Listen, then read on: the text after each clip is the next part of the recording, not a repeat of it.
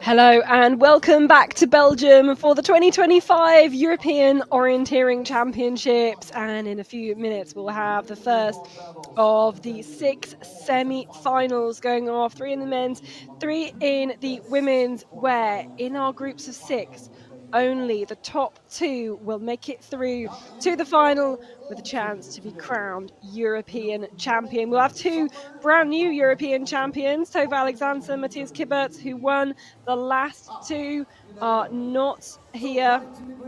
So it's going to be so exciting to see. We've already had the qualifications yesterday. We already had the quarterfinals since then. In a matter of just 50 minutes, we see the rain starting to come down here. But Jonas, we were both commentating across those quarterfinals just a bit earlier this afternoon.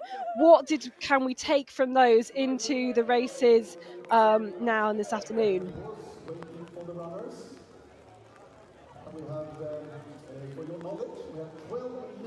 Okay, struggling a little bit with the sound from Jonas there as we see all of the spectators watching and waiting for the action to commence here in Kiel.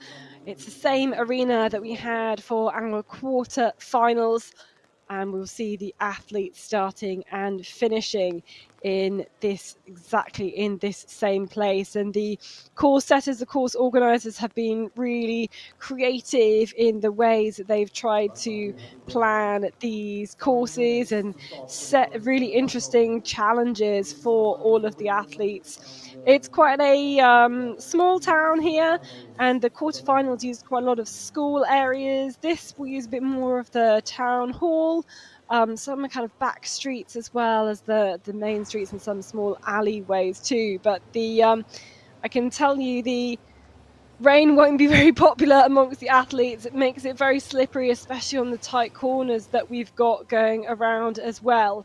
And Jonas, it's going to be a very quick, very, very fast race. You can see their estimated winning time for the women, 7.5 minutes. It's going to be relentless, and just after having done the quarterfinals as well.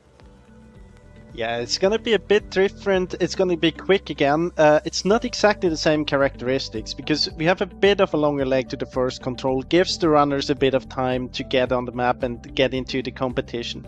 Then we have a few shorter controls, but unlike the quarterfinal, we have a long leg already about the third into the semi-final.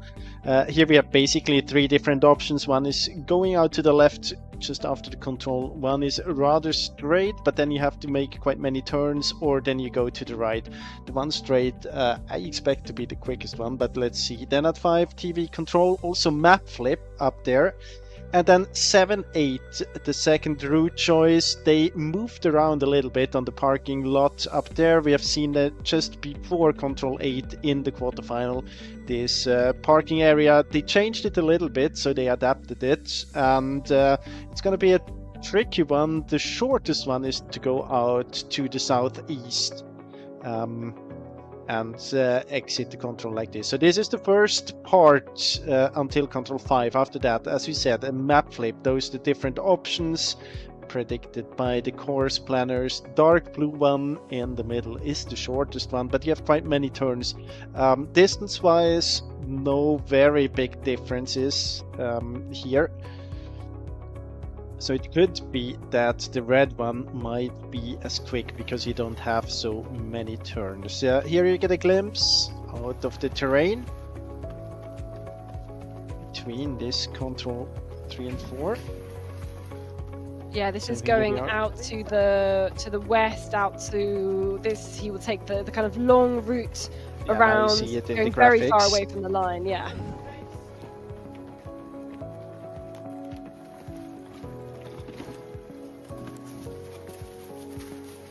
As I said, it's not very obvious that you can run through as well, actually. No, and as I said, it's not exactly the same kind of course as we had in the quarterfinal. It's going to be interesting to see how they set it up. In the quarterfinals, we have seen them staying together for quite a bit. Many of the runners chose to be in the group all the way. Here you would have the chance to go different on this long leg. I have to say, from what we have seen earlier in earlier races and championships, Usually they keep together on longer routes early on the course, but let's see if that's going to be the same today. Yeah, so if we look at the start list then for these semi-finals, there's no really big casualties for me in terms of making it through from the quarterfinals to the semi-finals. We've already lost Andrina Benny-Minson in the heats. We don't have the likes of Tove Alexanderson, Venla Hagu, Sara Hagström here at these championships at all, choosing just to focus on the forest for various reasons. But we do, I think, have our main big favourites, and one of them you can see there, Simona Abersold, who I think looks a bit perturbed by Wilma von Krusenstjerna, quite animated pre-race prep for her there. Quite unusual to see, but really kind of trying to hype herself up. Then we have Pia Young-Vik from Norway. She's been so impressive this season, especially if you think back to the Forest World Champs and her first leg on the relay there. Annie Jantunen, 16-year-old Finn, raced the European Youth Champs this year, won the sprint there, now into a senior semi-final. Incredible for her.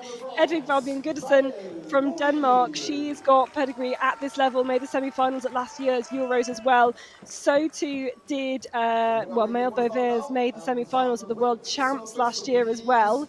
Ooh, the Dane running with some sort of injury, you can see there, her wrist in and her arm strapped up. But for me, in this relay, you've got to see Simona Abersold as one of the huge favourites, right? Yeah, she is the huge favorite. It's interesting because we have seen the fight between her and von Krusenstjerna already in the quarterfinal. It was quite tight there. Pia Young-Vik had a very good race as well in her heat. Maëlle Beauvais is quite a strong knockout sprinter, so I think this could be an interesting heat actually. You can see that Wilma von Krusenstjerna tries to put the speed up right from the start. Yeah, and she's made a gap here. Nobody willing to go quite with her yet, although Pia Young-Vik in second place at the moment, I think. And you know what, this damp surface here, I think you can see the runners being a bit cautious out of the start there, and it's allowed Wilma von Krusenstjerna to get a gap. So as we mentioned before, quite a long run out to the first control itself. They've got to find the right alleyway in here to nip into the control and find control number one, and now everybody's caught up there, and now it's going to be interesting to see where they position themselves. Simona Abersold going right to the front. Yeah, and it's not a big surprise that she wants to be up there. I mean, it's not that important that you're in the lead, but I think for her it's good to be within top 3 so that she has control over the situation. Nothing really can happen without her seeing it. So at that first control then they all turn and back out that same way. You can see the junior Jantunen off the back, the youth runner even, and they all turn their way, and at this point going that same way. You can see a couple of the athletes just off the back there. We've got Goodison as well, and Jantunen in the back at the moment. Von Krusenstjerna in 4th place as they go around the building here. This on the corner is control number 2. GPS just a little bit behind, quite a few seconds behind, as you can see, as they turn now, make their way through to control number 3. And this section, actually, we must say, is does overlap with the map that they used for the heats. For those qualification heats. So they have been here before. The barriers are slightly different though. And as you can see, Abersold got a little bit of a gap. It kind of comes back together though again. And Maëlle Beauvais is in 2nd place. That she puts up the speed a little bit. You can see that it's like they're spreading out. They're running in one line, not beside each other anymore. Now this is the route choice then, and we'll see what happens. Well, Simona Abersold, no hesitation there, and they all follow her. As I said, it's round this big hedge. Yep. It's exactly what we have seen many times in semi-finals competitions before. That if you have a route choice early on the course, usually they stay together. But what is interesting, I think, 7 to 8 is also a big route choice heading into the finish as well. And I think a lot of them will be looking to that one, although they have that map flip at 5s. So they won't. Do you think they'll be turning their map over to try and see the rest of the course? You have to be quite cool to do so. I don't think that Absol can do it actually when she's leading the group and reading the map. Would be very interesting to see if they do it or to get to know it afterwards. But it's not that easy because when you switch focus to something else, there's a risk that you miss anything on the way, and well, that's also a risk. So I, I I don't think they will do it here actually. So Simona Abersold, Pia Young-Vic, Maëlle Beauvais, and they're taking this central route choice. As you can see, this one is the shortest. The course setters thought maybe going out to the west would probably be about the same, even if it is a little bit longer, just because you have less of these turns here. You can see these 90-degree turns as they make their way around here. But you could see from the previous shot, and maybe these 3 now will have a bit of a gap. You can't see any of the other chasers, that Simona Abersold is pushing the pace really quite high at this point and wanting to put in the damage now rather than leaving it to a burn up at the end. Yeah, I mean, if she puts on the speed now, the risk that someone else will be in the position or have the power left to overtake her on the last bit from the second last to the last control will, of course, be much lower. So I think for her, it's the right strategy to do so. The risk for her would be much bigger if all of them would come together to the last control. Okay, so approaching this section of park area where they've got controls 4, 5, 6, 7. 4 is kind of just under the trees in the distance. And it's still Abersold there, and those 3 have a gap, but only 2 of them are going to make it through. This is the 5th control here. They are just about to punch, and they have the map flip there. Let's see how prepared they are. Absolutely spot on from those 3 runners. You can just see that the others struggling with the pace. I think just the intensity of making that, having kind of that throw through the control, changing that direction.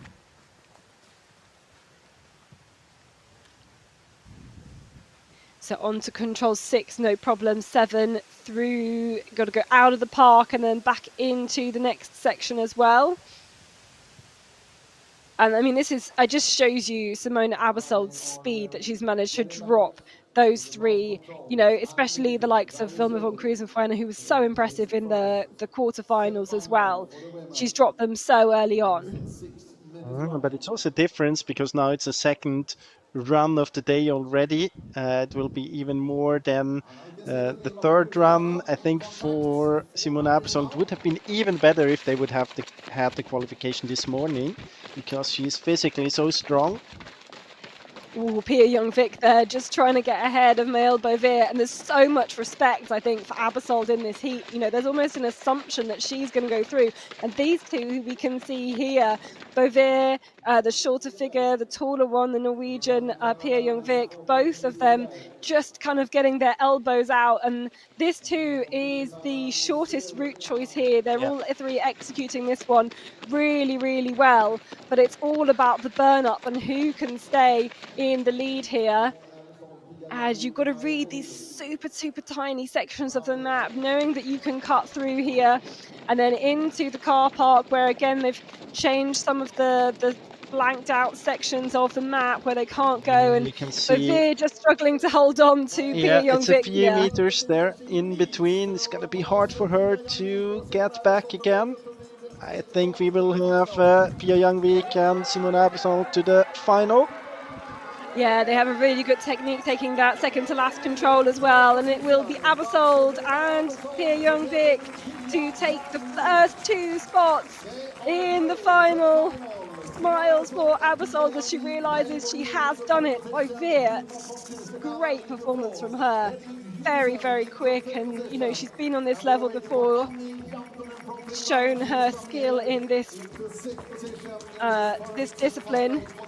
Von Krusenfeiner, disappointed for her, but I mean, what a big shout. This is going to be a name we're going to look at in the future, Janssenen, because Annie Janssenen 16. She's in the 16 age class, and she is racing here at a European Senior Championships and making the semi-final as well, racing against all of these top senior athletes who have years and years of experience. Will be so much learning she will take from that. Yeah, and I mean, she only lost 9 seconds compared to Simona Abersold, so that's very impressive. But I have to say, I'm impressed by Abersold as well. She was in the lead all the way. No one else was. You never had the feeling that anyone could pass her, actually. So that was very good. Great execution on the leg to the 8 control in the very end. So that was good, actually.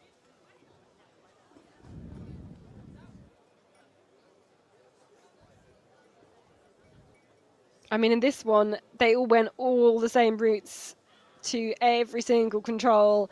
Mm. The gap was made purely on that running as well, and for, as you said, for Absol to be in charge, making all those decisions, and still having that speed to outrun all the others. She's such a quality athlete, and Tova Alexanderson has dominated in these knockout sprints. She's not here. She's deciding she just wanted to do the forest season this time. She's made no secret that she prefers the forest to the sprint. And, it opens the door for someone like Simona Abersold to take a title. So confirmation of the results then. Simona Abersold from Switzerland, Pia Young-Vik from Norway, both making it through just 2 seconds off the pace. Maëlle Bovir in that third spot, just missing out then as well. I think the crowd have already done their spectator races for today. Those World Champs hats coming in useful as we get ready for the second semi-final.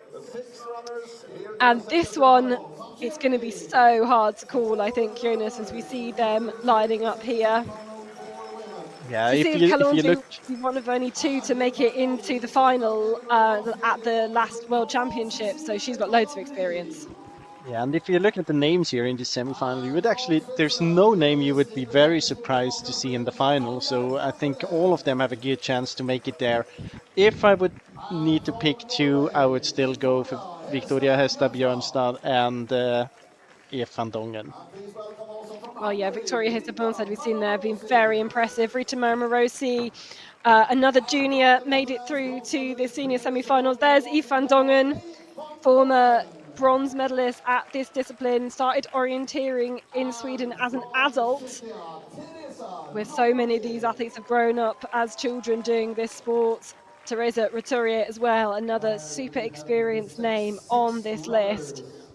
In fact, so much experience here, aside from Rita Morosi, who's the junior. And as you said, this could go any way here.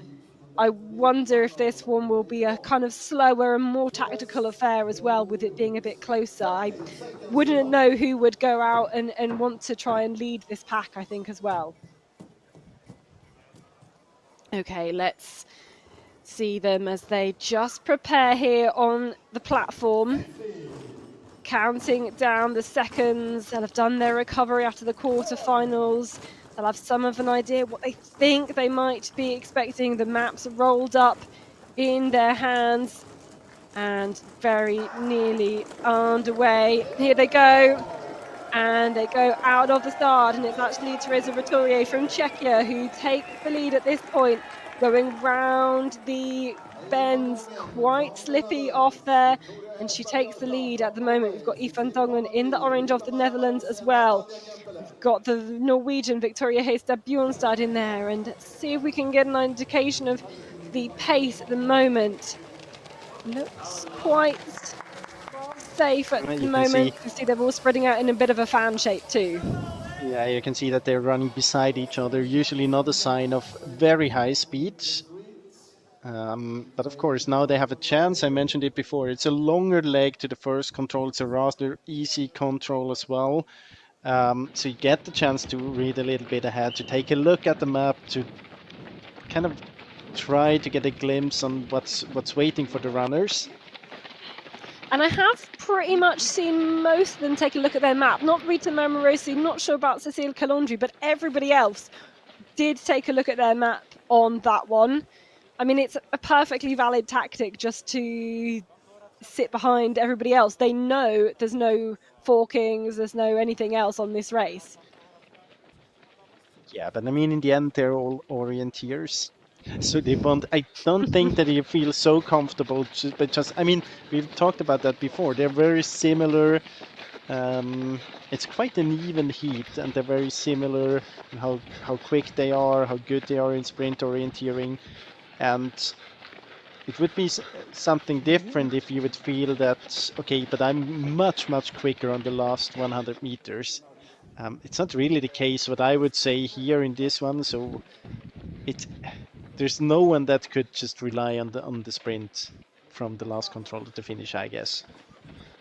No, that is the second control. They just turn around at that one, head back through the gate here, and we will see them at the third control. That's where they've got this big route choice from 3 to 4. I think they all will have been preparing something, go through the schoolyard, round the artificial barrier as well, and very soon to the third. I think it's still Teresa Roturier at the front in the blue kit. It is, as you can see there, and all of them reading their maps now in here.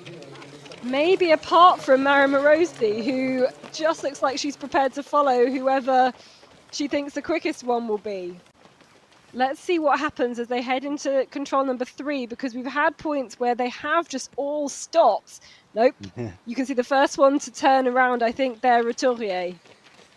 Yeah, and they will all go the same direction, the same route. You can see the speed's really not high here.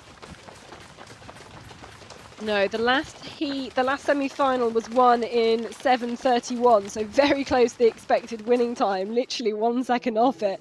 And we'll really get an indication afterwards whether this one is as slow as it looks, because it looks like they're just jogging here as well.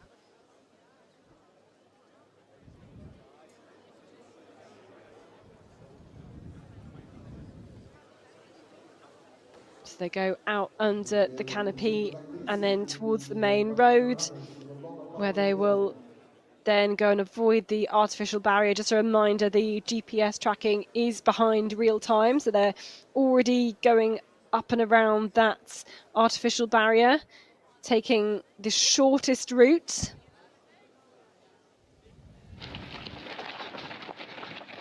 What do you think, Jonas? Has anybody tried to push the pace properly yet? No, I don't think so.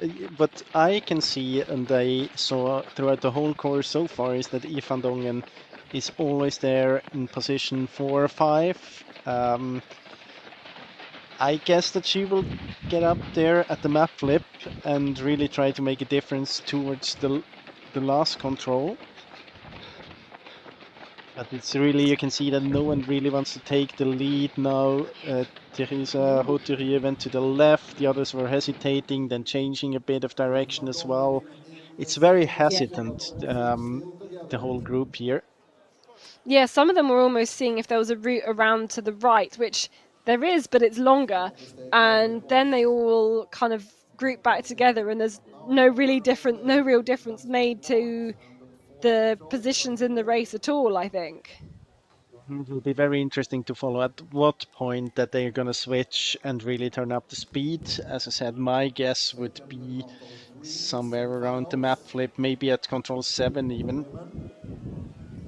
But it's so hard to kind of up the pace that much. Well, now they split up. And this is interesting, because this is Victoria Hestad-Bjornstad and Rita Mara-Morosi cutting through the park to get to the next control, which is control number 4. We'll see whether that pays off, and that might be what is needed to take the well, no, it isn't, because they've all come back together again. Although Victoria Hestad-Bjornstad is in the lead now, and as you can see, Yves van Dongen covering that move, going into second place. Lots of looking at the maps here and trying to find the control itself. Roturier losing out, I think, going all the way around that building, and still doesn't look super fast to me. No, not really. Now Oh, you can see now that it it almost looks like changes a she little bit. it does a little bit. Now we have Kempele, different option, Van Dongen and Esther Björnstad. Ooh, those who went to the left, I think, will go a bit further. These minor Yeah. route choices, so they've gone out closer to 4, whereas the others will go, as you can see, like directly north of the control. Really, really interesting part. Now it's gonna be if all of them go to the same route as episode before. I mean, the one backing out from the control and going to the left a bit easier to see. And all of them actually doing that. No one's going to the episode route. But there's still variations here as well. They could go close to the building, they could go to the car park here. There's one athlete who's dropped off the back here. I wonder if it's, oh, I don't know. I can't tell if it's Calandri or any of the others. And there's these routes here through this car park that Laundry is the up there. concept have put in to So I make it think interesting. it's Roturier that's a bit behind because Galantry is there. Yeah, I think you're right. So they go towards the building and round the building then. Roturier off the back, possibly. We've got the running camera, I think, in there as well. Maybe Yeah. Roturier is caught back up again because they're 5 and she's on the attack here, but she's just been blocked, I think. Yeah, she has been blocked there by the Norwegian, by Victoria Heistad Bjornstad. And it is a fight now. It looks like Gempler, I think, in the lead in the red, as we see And them punch Galantry. the second to last control. Who's going to make it through into the lead? There's Gempler, there's Calandri, then Ifram Dongen, then Roturier, then Heistad Bjornstad. But it is Gempler who's just got ahead at the end, and she's going to make it into the final alongside Cecile Calandri. Ifram Dongen does not make it through, a former bronze medalist for her. But that was very, very tight. And look at the time as well, 7:55. So that's 24 seconds slower than the previous heat. And, you know, it just shows the difference in how those will both run. But it is Cécile Calandri from France and it is Natalia Gempeler who both make it through to the final. And well, not the most. I mean, we were talking about that before, that we expect a very tight race here. Now, of course, it's always easier to say afterwards, but I think for Van Dongen and maybe Hesta Björnsson would have been better to turn up the speed a bit more from the beginning to put a bit more pressure on the others. But, well, could have. I mean, if they would just have been 2 seconds quicker, everything would have been right. So it's very hard to say what they should have done differently. Yeah, and none of them really I wanting mean, to take on pace. It kind of ended up going to Roturier, but, you know, I don't know whether she really wanted to lead either. no, and the thing is that nothing really happened in this heat here. No one ever took a different route choice except for Roturier in the very end when she was under pressure. So of course, if everyone plays the same tactics and it's a rather slow heat, well, then everyone has the big a risk of going out. That, yeah, maybe if they would have pushed a bit more, they could have done anything else. That's what they have to analyze, and of course, it's very easy to say afterwards. But a lot of it is about finding the cut throughs, just like that little one from 6 to 7, choosing those different exits out of the park. That made just a Yeah, difference in terms of, I'm sure that will have made a difference just in terms of the placings. yeah, but sometimes I think when you're in position 5 or 6 and you get the feeling that okay, it's going to be very difficult for me, you should almost plan 2 different routes. For example, for Control 7, you know there are different options, so you should prepare 2 routes and just say I'm going to take the one the others are not going to take, because it's to pass like it's one thing to pass one athlete on the way if it's just executing and pushing physically, but if you have to pass 3 athletes, that's really, really tough. And well, it's much easier if you, I mean, it's hard to see which one's really the quickest. There's so many turns and stuff, so sometimes I think that you have to take a bit of a risk when you're under pressure at the second to last control. Yes, and maybe all of them just back their finish speed. Anyway, let's go to the semi-final number 3 and find out who will be the last two to make it in. Will one of them be Sana Fast, who coming into this competition didn't have any sprint world ranking points? Um, she performed very, very well in the qualification and in the quarterfinals. Ellie Punto, the junior there, another junior, another former champion making it through. And then we have the two Argavi Christiansen sisters. And it's almost a shame that they're up against each other, because it would have been so good to see them both, meeting each other maybe in the final. They've proved in the test races in the last few weeks in the Swedish championships that they are contenders. What do you reckon Yeah, about this lineup then, Jonas? yeah, I mean, here the interesting question is going to be if Sandefjord is putting the same tactics as she has in the quarterfinal, which means full speed from the beginning. Don't let anyone get up in the lead. Exactly the other way around compared to the semifinal we have seen before. She has, for her, I think it's a good tactics if she can keep energy all the way to the final, but it's best chance for her to make it to the final, definitely. If she decides that she wants to lead it, if she wants to put the pressure on the others. But she is a little bit behind here. Maybe wants Yeah, to this read looks like the. Alva Sonesson leading it Yeah, out, I think, here. Yep, it is. And again, you can see just them being quite close together at the moment. Shows, I think the speed's a bit higher than the second semi-final, but clearly Alva Sonesson, I think, has the idea that she wants to be leading this. but now you can see that it's the same similar situation, but we're still very early in this semi-final here. I think the Yeah, it was. first time when there really could be a change, a real change, is at Control 3. From there, she could really, if she is very well prepared, Sandefjord, she could really push and try to put some distance between her and the others on the long leg. That's the first control, and it looks like it's Malin Egve Christiansen to punch that one first. So the Dane taking the lead now at this point, maybe sitting back just to read a few controls and get the plan together, then moving to the front. Going back out to the road here. Different route choice compared to those we've seen before. Ida Agve Christiansen off the back here. It's all quite calm at the moment. That's the second control. And I think Malin Egve Christiansen with a couple of meters at the moment. So the lead But still changing. the speed not very, very high. And maybe that's part of being in the third semi-final. You're not wanting to give yourself a really hard race. If you back yourself to get into that final, you want to have some fresh legs ready for what might be a burn up on the final.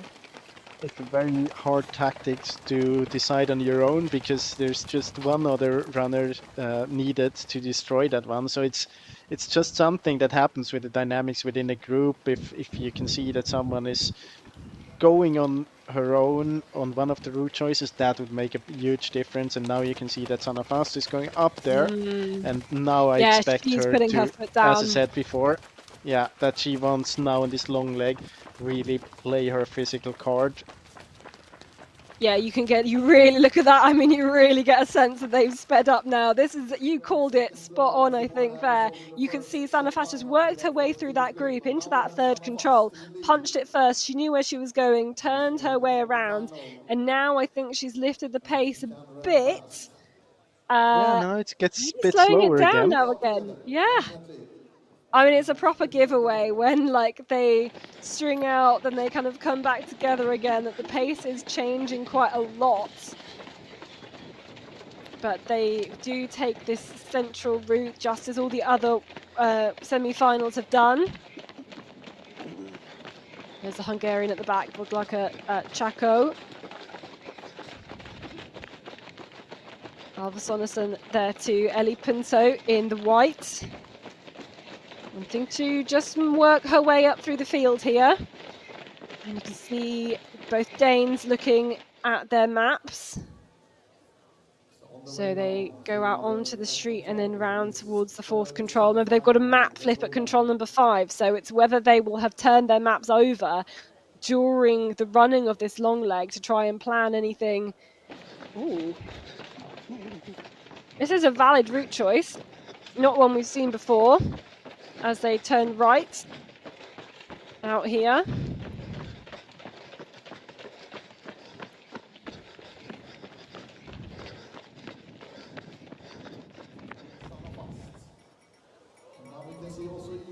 Ooh, and now you can see only one of them hasn't spotted the gap.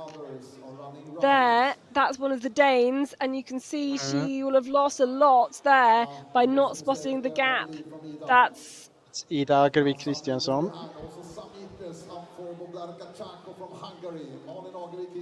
Ooh, and I think the Hungarians dropping off the back a little bit there. You can see the map. Everybody else finding the little route through, really, really small to see on the map. And Ida Agervik Kristiansson not spotting it at all. So Sister Marlin is in the lead at the moment, and now you can see the pace is lifted. There's Alva Sonesson as well. Oh, there's different routes here taken, and in fact that's Sanna Fast going all the way around the outside. I think she's lost time doing that. She'll have to work hard to catch back up. There's the Hungarian Chaco and Ida Agervik Kristiansson as well, working hard to try and catch up into 5th place. And it's it's not the big route choices that's making the difference. It's his tiny little route choices. Yeah, now it's very difficult for Chaco and Ida Agervik Kristiansson to get back into this, because it's only a few meters, but as I said before, it's a few meters and a few positions. But I tell you what, Sanna Fast has worked her way back into 2nd place, though, from being down in about now she's 4th, in 1st place. And now she's in 1st place. She's taken the... there's a different route there. Overtaken. By Ida Agervik Kristiansson, I think. Well, she has to try and do something different in order to try and catch up, I think. She goes around the other way. It's just a pity for her that the others chose to go on the shortest one. But there's so many wiggles there are not so many one. turns. It's not necessarily the quickest, yeah. It's interesting to see. I think the gap was about a few seconds, right? Yeah, it was a few seconds that she was behind, and now they split up again.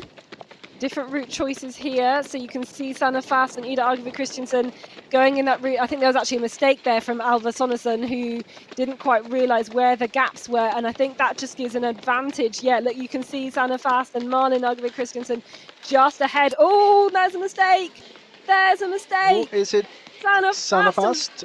Yeah, she went out of bounds. She crossed the line there. That tape that you can see. And Sanna Fast did not spot the gap in there. And that is her final. Her chances of a final gone just in that mistake there. The tape on the ground fight really is between Malin Agervik Kristiansson and Punto. There it is, because Alva Sonesson is away and she is going to make it in, but there's only 2 spots in this semi-final, and Ellie Punto is fighting hard. Is she going to get there? She is going to get there.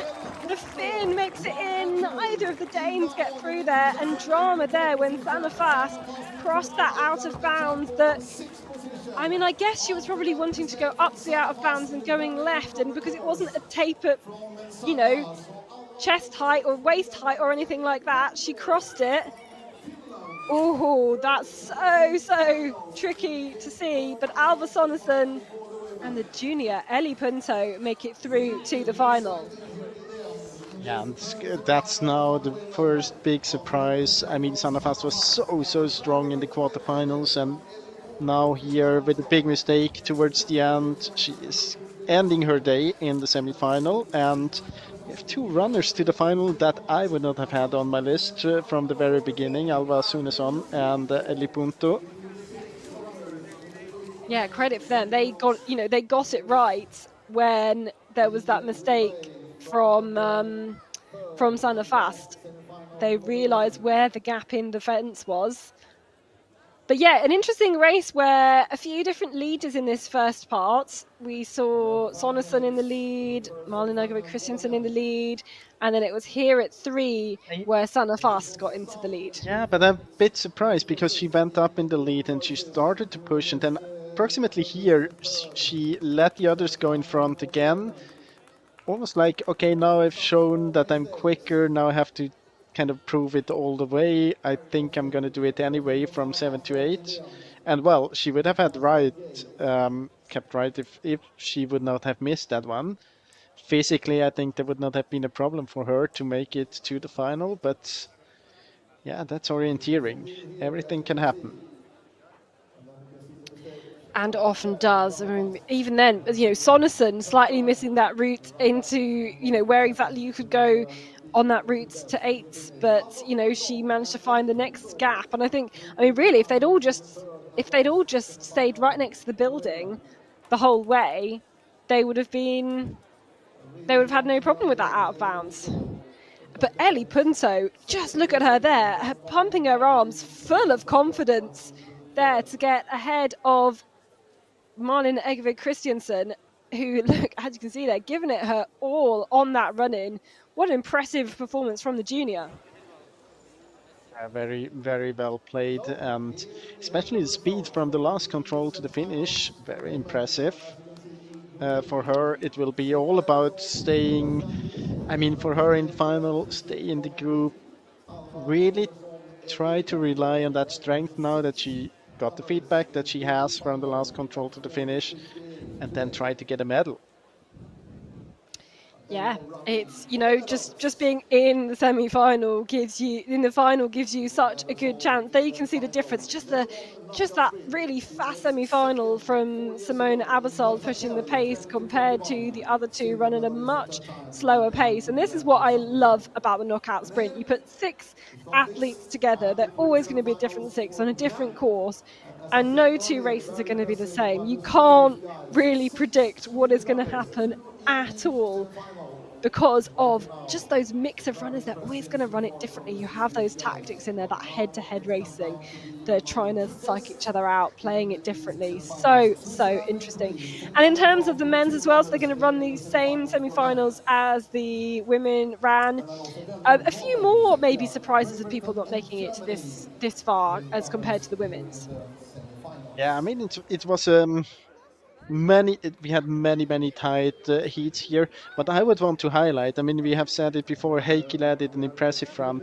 Actually, Uldis Upitis, who was the last one in that second heat in the quarterfinal, he would have won any other heat. They were so much quicker in that heat with Thomas Heikkilä. Anselm Reichenbach was very strong as well. Very impressive there from the German, and something I have with me from the quarterfinal as well was Granqvist, who did a great job. He was in a bad situation towards the last control, but he managed to pass runners, and you need a lot of strength to do so. So that was very impressive as well. So yeah, it's gonna be interesting here as well. And if you look at the lineup here, we have the same situation again. Anyone could make it to the final from these guys. Yeah, absolutely. Thomas Heikkilä from Finland, a former European sprint bronze medalist. August Molén from Sweden, he's won medals before at this discipline at the World Champs. Anselm Reichenbach, who you mentioned previously, a former JWOC sprint champion. He was 5th in the test races in the knockout as well. Axel Granqvist, the new Swedish sprint champion. He's been at this stage before in the semi-finals. Freddie Karkas, the first time he's made it this far in a knockout sprint. In fact, first time he even qualified to the knockout rounds. And the reigning world champion, Ricardo Rancan, ready to go. So some big hitters in this semi-final, and even like quarterfinal number 1 was a heat of death. So this is some big names here. Is it the first time we see Ricardo Rancan without his hat or his cap? He didn't run in it in China. Wow. But yes, it's There it very was very unusual. warm, yeah. It was very warm. He often runs in a white baseball cap put on backwards for those fans of. That's why you can see he's not even Right, there we going for go. it. Must be Yeah, injured. we should have spotted that. That's such a shame that he's not running that. So we have 5 immediately. 6 down to 5 then on this men's semi-final. And we have the answer why he didn't put his hat on. Yes, exactly. Okay, so let's focus on the athletes that we do have in this race, and the other guys will know that is a big opportunity for them because Rankan, as the current world champion, would have been one of the favourites to go through. And at this point, you just watch the athletes here. A lot of them you can see taking a look at their maps at this point. Low speed here as well.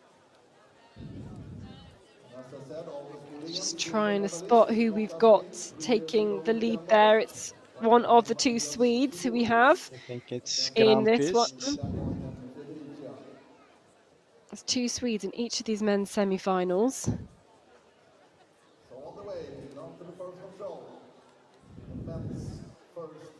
And the chance to read both sides of the map.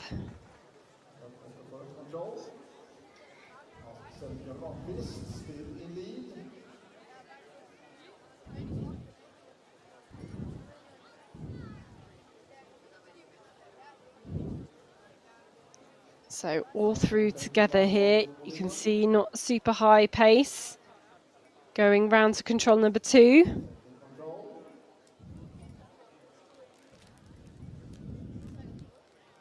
See our running camera can take over the barriers, jump over the barriers. It's a totally different approach to this semi-final from Thomas Heikkilä compared to the quarterfinal where he really pushed from the very beginning. Now I think there was an attack. I'm not sure about that. Yeah, it seems like the speed is going up here. Yeah, it really is. Oh, and Heikkilä's gone the other way, I think. Where was Heikkilä in that picture? On GPS, he's staying. It looks a bit like he stopped. Heikkilä? Yeah, it did. Yeah. No, maybe he lost something. Maybe he lost the map, or maybe he dropped something or like dropped his like timing chip or something because he's not there. I wonder if they caught it on the running cam. Yeah. And that's one of the big you can see that gone. The others don't. Molén looking around. Yeah. Looking for the others, and now this is the chance again for Heikkilä. The others are hesitating, Freddy Karkas, and that's really smart of Karkas now. I think he has to turn up the speed because now, I mean, already Rankan is out, Heikkilä is behind. Now he really has a chance to make it to the final if he pushes hard. He was impressive in the quarterfinals already, so he has it in him. I think that was very smart.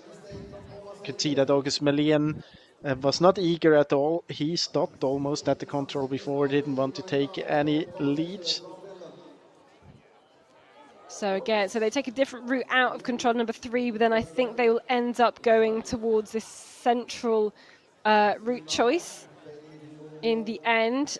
And Freddy Karkas pushing the pace here. It was hard to tell whether Heikkilä was trying to get back there or not, but that's so unusual to know what happened for him there. I guess he must have dropped something because suddenly he was 20 meters behind. Let's catch them there. I think now he's almost up there again. Lead. I mean, he is up there again. He's managed to close that gap. So despite the efforts of Freddy Karkas, well, he is at the back though, you know.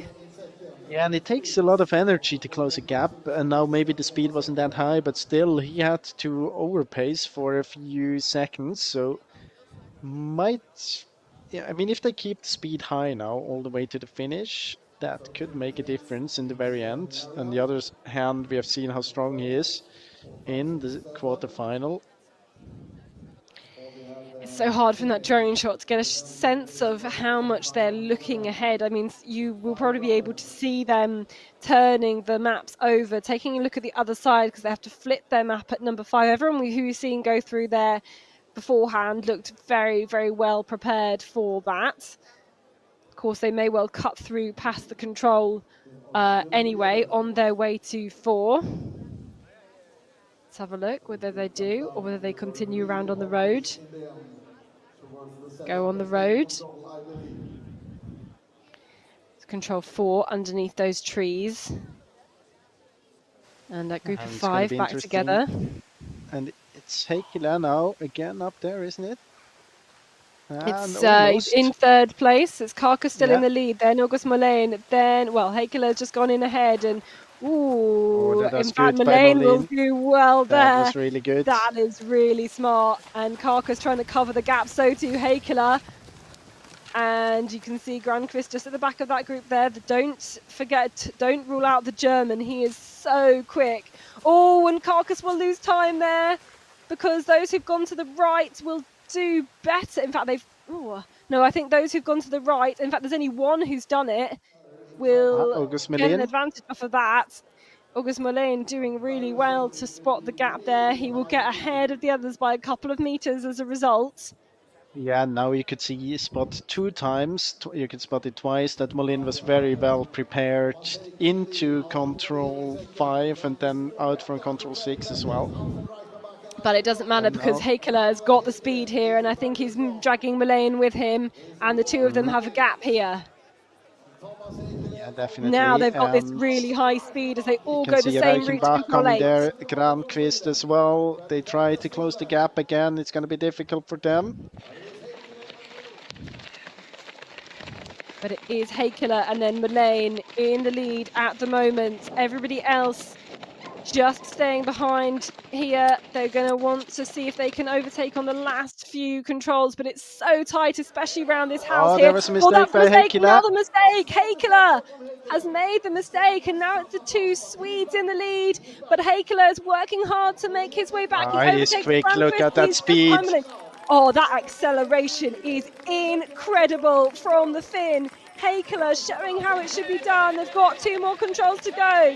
Oh, but he's got to get that second to last control. There's all still to play for here in this men's semi-final. And it's the 2 Swedes who have managed to get ahead. I think Heikkilä just making the mistake for that second to last control. And it's the 2 Swedes who go through. Reichenbach actually in 3rd in the end, then Heikkilä, then Karkas, who plays some smart moves there. But I think, honestly, I want to see a little replay of just that last section into control number 8, because I think Heikkilä didn't think they had that control and was going to go all the way around to the right to the 9th, nearly missed it out, or just didn't quite get the change of, direction quite right. Goodness me.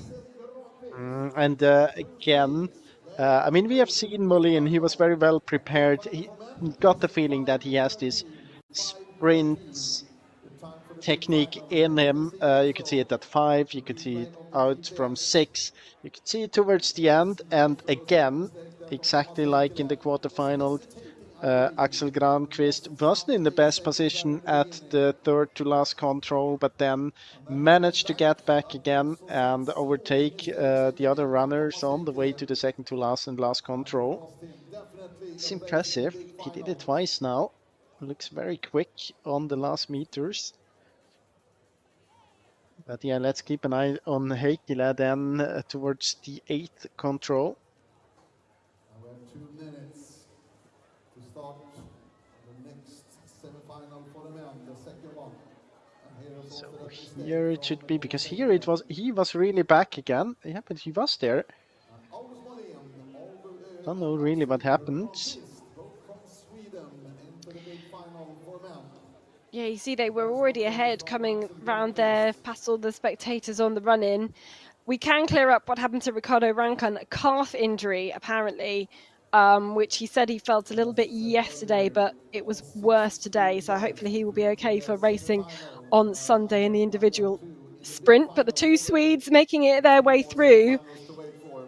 And it's a possibility we could have 6 Swedes in the final, because there's 2 in each semi-final. I wonder if it was I noticed there was 1 each in each quarter-final. I wonder if that was a tactical thing made by the team. It could well have been. Anyway, we will find out our next two to join August Mullane and Axel Granqvist in the final very soon. Thomas Krivda, of course, will be one to watch out for here, but our big knockout specialist is Jonathan Gustafsson. Yeah, definitely, and he's one of the guys who has the speed as well. He can do everything. I mean, he can do this attack or the kind of race when he's pushing from the start to the finish, or then he can just go and rely on his speed towards the second to last and last control. So this is going to be interesting, but there are many runners here that are physically strong. Don't think he will get such an easy journey as he got in the quarterfinal. No, absolutely not. So as they count down the seconds until the second of the men's semi-finals, see the game face on here for a lot of these athletes. It's such a different experience to be starting alongside other people here in this knockout format when so many orienteers have grown up in the time trial format. But you can see there, especially the Finn there, Akseli Rohala, just eyes ahead, ready to go, and then they just trot out of the start. Not really an attacking Nice start. and safe around this corner. You have to say as well, I mean, it's just going around the corner after start. If you would push very hard, that would be kind of dangerous as well. But, well, it was not attacking. Let's just put it that way. No. Nice and easy here at the moment. But it is Isaac van Krusenfuene to go into the lead at this point. Moving it on with, I think it's the French athlete Mathieu Baravaye next. Oh my gosh, they're just stopped. This is going slower than slow. This is a proper jog. He didn't stop, but they're not going quick. I mean, they nearly did. They may as well have stopped, because I don't think I've ever seen any orienteering this slow before. This is going to be such a tactical one. And they've gone in the wrong alleyway here. Oh, not necessarily the wrong alleyway, just different route choice, I think, to some of the others. So they go round this fenced-off section here. You can do that. I still think the other one would be quicker, but it doesn't matter if everyone is doing it. Gosh, I remember the final at the World Champs last year. There was all sorts of mistakes being made, but it didn't matter because everybody made them. That's why this discipline in orienteering just offers so many different things, different aspects.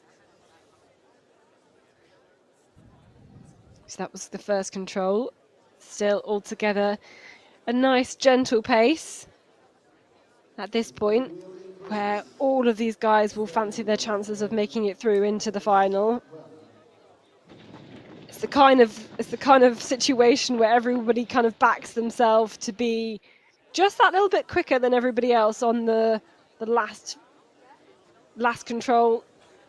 Now the speed gets a bit higher. Well. It does indeed. You can see they're strung out a little bit more.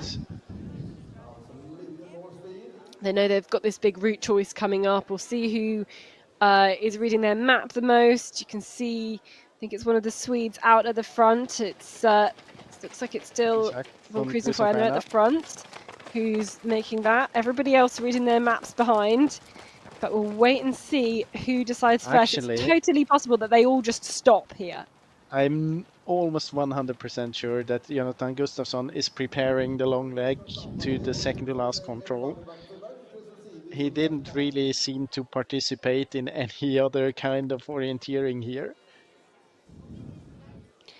No, and they'll take a different route out here then. And we haven't seen this route choice being made before. The organisers think it's as quick as the central route choice that we've seen most of them take. It's the one we have seen in the preview.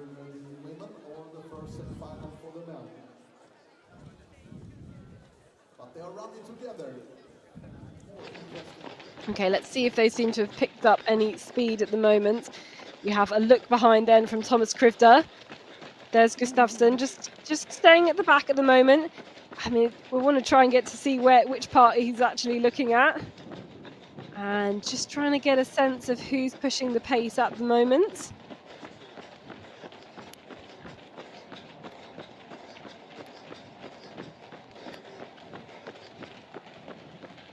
Still very easy running for all of these guys, slightly different routes here.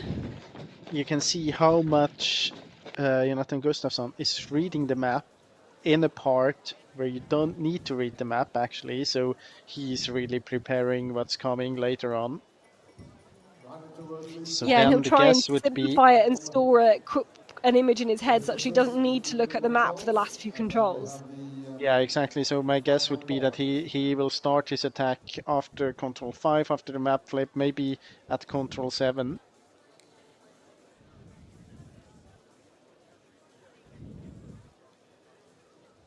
But all 6 of them in a line at the moment.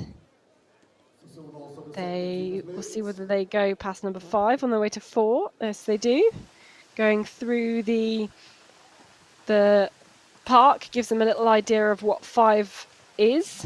It's quite a smart move, but Krivda now has made his way to the front, then Von Krusenfuerner, then Mattia Baravalle from France. Gustafsson still at the back, there's Krivda.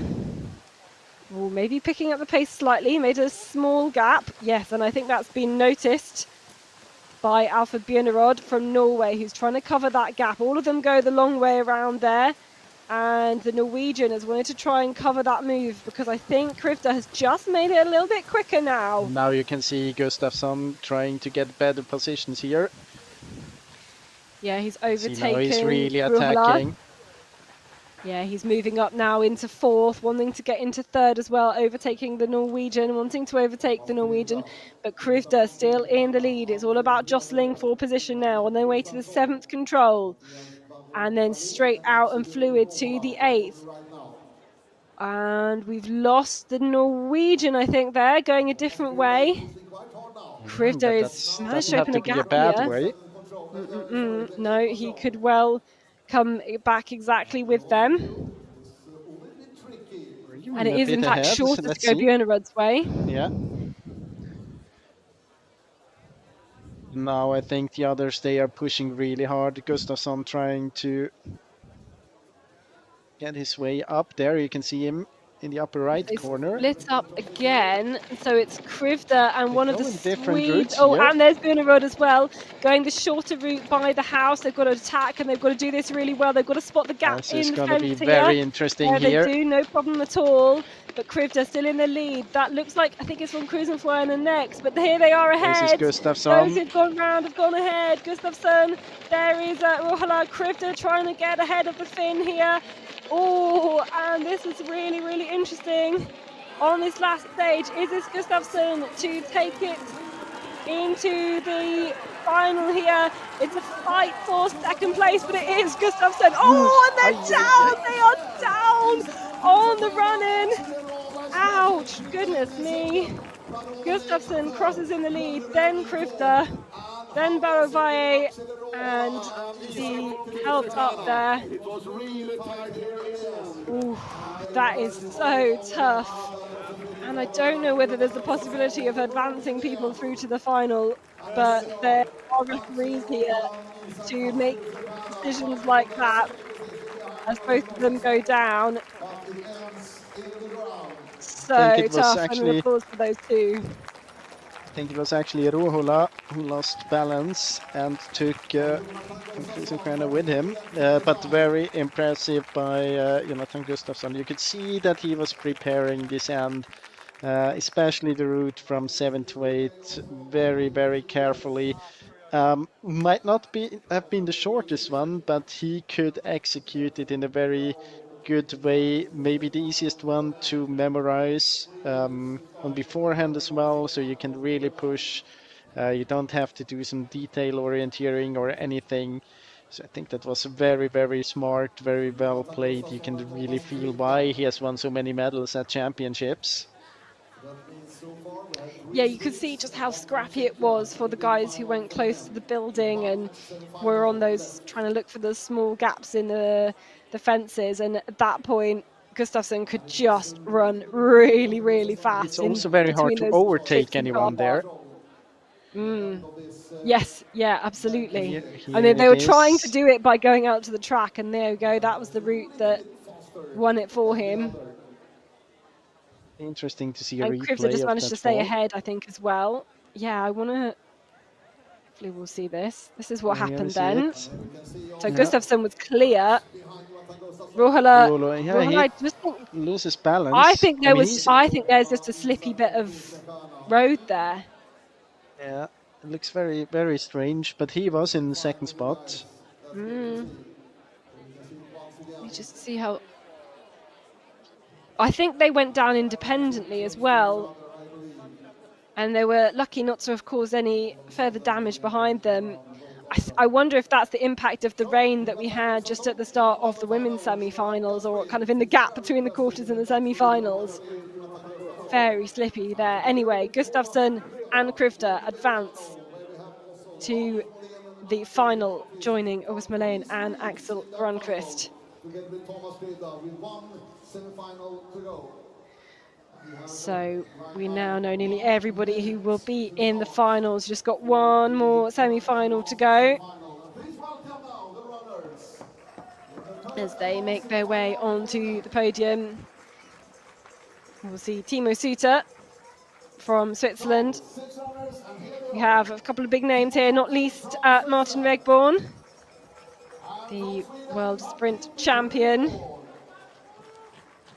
Max Petter-Bämer, who struggled at the World Champs but has had some really good form this year in the forest. See what happens for the sprint. There's Yannick Michels. Best hope for Belgium, really targeting these European Championships for the last few years. Guillaume Verove from France. First-year senior, and Fabian Abasselt, who only just made it into the qualification, was equal 12th and then had a really great quarterfinal as well. Who are your favourites then for this one, Jonas? It's, well, I don't have a clear favorite. I think Michels, of course, on home soil, will be very motivated. I guess that he will try to keep the speed a bit higher than on the races before. Then, of course, Martin Rekman is such an all-rounder. I mean, he's good at every discipline.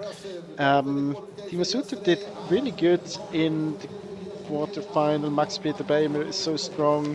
Fabian Abersold, I mean, you said it, just made it to the next round, to the quarterfinals, but he's so good in head-to-head. So if he is in the fight to get to the final as well, then he could be very dangerous.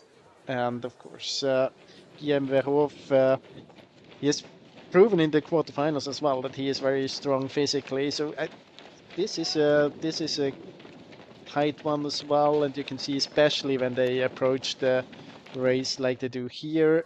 I mean, it's quite understandable that they don't give it all from the very first meter. So we've got, we had Yannick Michels and Guillaume Verove into the front of that group, and in the quarterfinals, Yannick Michels was doing a lot of his own routes. Do you expect him to do the same? No. No, I think it's, yeah, I say it and he does exactly that through the cars there. Well, I think it's harder. There are not so many micro route choices here. I think most of them would also individually go on the straight 1 to 4. So no, it would surprise me if he would do so much on his own. But you can see that he's reading a lot here on the very end of the tail. And it wouldn't surprise me if he is preparing a leg that's coming later on. But for me, Max Petter-Bämer is pushing it a lot quicker than the other two semi-finals. Yeah, I mean, that's not very difficult, but yes, I agree with you. Yes. No, those two were both painfully slow, but look, he's wanted to try and get a bit of a gap here, this early stages. Or at least try and make it interesting for those behind him, to force them to, you know, to not have all of that time and space to read their maps. You can see him reading his map on this route choice as well. Everybody doing that as they come into this third control, ready for the route choice. So Max Petter-Bämer reaches it first. How Michels turned the map, actually. Oh, and now we have a difference. I knew at one of the semi-finals, they do different route choices on this one. I did only think it was going to be one, but they have now done it. And now they have to pick up the pace here because you don't know what the other guys are And of doing. course, So Martin Regborn here and Guillaume Verove going this route choice. All the others going around to the left. They're probably fairly even, but you've got to run it hard. and it gives a totally different dynamic now because now they have to push about 5 minutes really hard. In the other heats, they were just pushing for about 2 minutes really hard. So that's a totally different race. And as you said, you can't jog if anyone else is on the other route. So Bayman now changing route as well. That's interesting.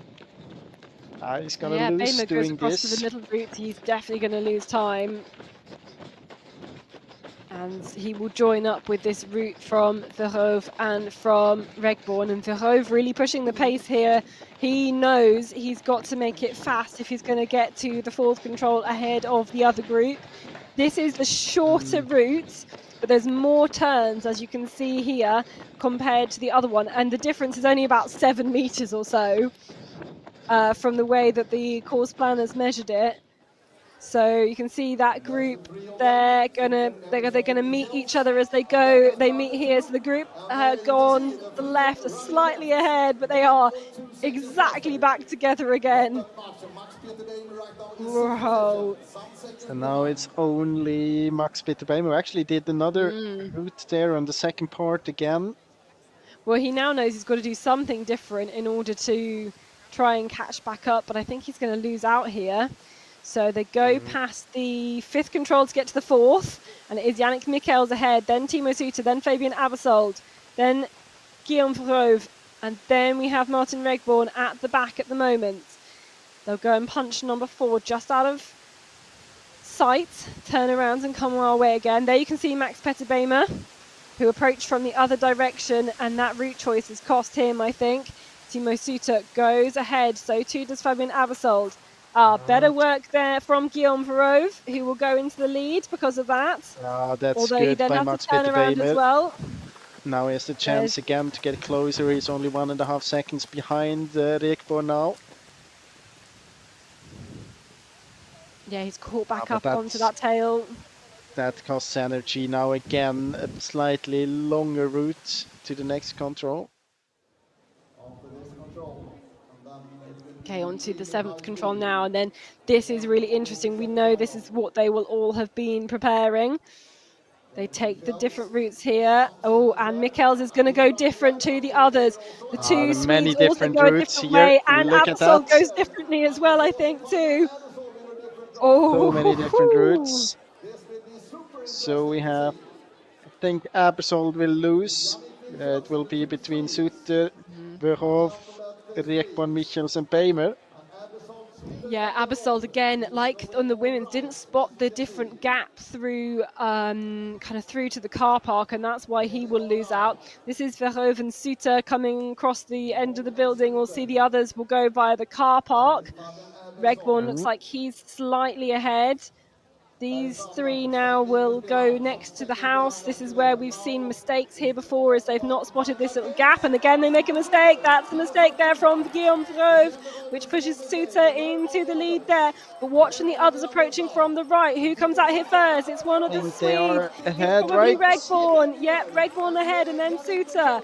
But the others have not managed to match the time. So this looks like Regborn and Suter, I think, coming round here into the second to last control, and the last control. There's Michels. Michels is fighting too. Does he have the top speed to challenge them? I'm not sure. And they all come through to the finish line. Regborn and Suter, both of them come. Yannick Michels just out of it, but a clever route. And Max Petter Baymer, who really lost it with that route choice in the middle. Oh, what an exciting third and final semi-final. Yeah, that was a good one. Yeah, you mentioned it, Baymer. Many bad decisions just after each other started. When he changed routes between 3 and 4, then out from 6, a slightly worse decision as well, and he was very defensive all the way. But well played by especially Timo Suter. Was a bit surprised. I didn't really expect him to make it all the way to the final, but that was impressive, actually. And Rekborn, yeah, as we mentioned before, he's such an all-rounder. He's the sprint world champion, so not a very big surprise. But I think Regborn as well worked his way through at the right time. And I think when it opened up on that longer route from 7 to 8, he just somehow out of nowhere, he got a massive gap on Mikkels and the rest on that long leg. Yeah, and it's also like from the second last to the last control, so to the third, from the third last to the second to last control, I get the feeling it's more about finding the route that you can actually plan a long way ahead, that's easy to keep in mind and rather easy to execute. I mean, they're so similar. If one of them is 10 meters shorter, then I think it's almost better to have the one that's easier to memorize and easier to execute.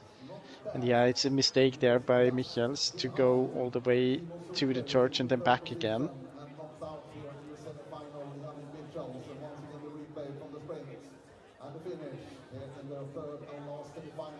So that was the fight then to put Martin Regborn and Timo Suter into the final. And the referee has actually advanced Akseli Ruohola to the final. You can see he was one of those who went down at the end of the semi-final, and Isaac von Krusenfuerne, who didn't make it anyway to the final, has been disqualified. So it is very interesting that that decision has been made. That's why we have a referee to quickly advance those athletes. So Akseli Ruohola joins the others in the final to make 7 men in the final. Isaac von Krusenfuerne, as you can see on your screen there, disqualified. I'm sure we'll get more information in due course on those decisions made. But that is certainly what's going to happen, as we will see 7 men in the final, and it's going to be such an exciting one already. I mean, I love seeing all of these different semi-finals For third place, knocked happening. out here in the semi-final. How did you experience the race? Yeah, it was pretty tricky. It was a lot of like fences and hard to see where you could get in, like very small passages, narrow. So that made it hard to keep the speed up, and then at the end they were just a bit too far ahead. Did you think about, you all stayed together, were you considering another route choice, or what were your thoughts and your tactics? I was considering to go around to the 8th one, like to go all around the pink areas. But then I thought, no, it's really shorter, but it was really hard to keep the speed up when it was like zigzag all the time. So maybe it would have helped to go left there, I don't know. And are you satisfied by being knocked out in the semi-final, or I suppose you had hope for the final? Of course I'm a bit sad. It would have been really nice to be here in the final so close to home. It's only 100 kilometers from where I was born, so it feels like a home championship. So I'm sad. But yeah, happy to get this far also. And who do you think will win today? Oh, that's a hard one. I guess the easy answer is Simona. We'll go with that. Thank you. Thank you. Okay, Tuomas Heikkilä, a very intense semi-final for you, falling a bit behind in the end then, or in the start then, up front, and then what are your feeling? Yeah, I think for me the pace was a bit too slow in the beginning. I tried to like read the map forward, and yeah, then I missed the second control punch first. I knew it's no stress because the pace was so slow there that I could catch it easily, but yeah, just didn't have the speed in the end and made a small mistake to the 7th or the second last control, and yeah, that was it. What happened at the second last control? You were on your way to the final. Yeah, I missed one turn there, ran a bit too far into that one trap there, and yeah, lost 2 positions there, and yeah. Of course, I'm a bit disappointed, but it's a new chance on Sunday. Thank you. Thanks. A third place for you, knocked out here in the semi-final. What is your... Yeah. One more time. Okay, one more time. Yeah. Now? Okay. Yeah. Yannick Michels, third place for you here in the semi-final knocked out. What are your feelings? Of course, it's very sad to miss out, but I've came further than I thought before. So yeah, I need to be happy. It's so tight in the top. So, but yeah, I was with Martin there in the very end, and I decided to go around to the church, and I lost some seconds there, and I think otherwise I could have made it. So. It feels the shape is extremely good, so I have another chance, and I have the biggest chance on Sunday, so this gives me motivation. Of course, it's sad to miss this one, but yeah, I showed the level is extremely high and good, so the championship is not over yet. And it seemed this semi-final was actually a bit of different route choices also from Max Peter Bämer. What was your experience of the tactics out there? Yeah, usually I'm the one who taking the front, but yeah, I lost a lot of knockouts because of that. So I thought this time I let the others work and try to speed up where possible. So yeah, it was a lot of route choices to the fourth control. A bit surprised, but we came together again in the end, and then. Yeah, I was surprised they came like Timo Suter in the end through the church there. I thought that would be slower, but yeah, my route was not good to the 8 and I lose it with a few seconds, so it's hard, but that's knockout sprint. And as you mentioned, you're running here on home ground in Belgium. There's a sprint on Sunday. What are your expectations? I think it will be really nice so far. It's been great championships, great courses, exciting races. So yeah, Sunday I said I keep the big show for then, and yeah, I'm ready for it.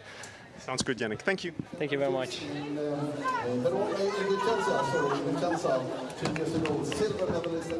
Oh, Yannick is so up for that individual sprint. Great to hear from some of the runners who'd been knocked out and get a sense of just how how much they had to think on those last stages, how much they knew they were preparing for that last route choice leg as well, and to make it there just trying to make it into that final. And we now have a small pause as we get ready for the finals as well. What kind of things will the athletes have been doing in this kind of stages between their races? Yeah, I think they're gonna try to recover a little bit, maybe do a bit of jogging to keep the muscles going, but really work that lactate out of the muscles. But it's hard. At the same time, you want to prepare mentally a little bit, calm down. I mean, you have only little time to kind of analyze or process what just happened in the semi-final, and then you have to just put it aside and look forward, refocus. Okay, what kind of area are we gonna head into now, and what were the goals I had? What are the tactics? Maybe talk a bit to the coaches as well. So let's take a look at the course. This time we get closer and closer. So first we started remotely, then we had start and finish in the arena. Now we have start and finish in the arena and a arena passage. We at control 2, 3, there this building just to the east, that's town hall, they opened up.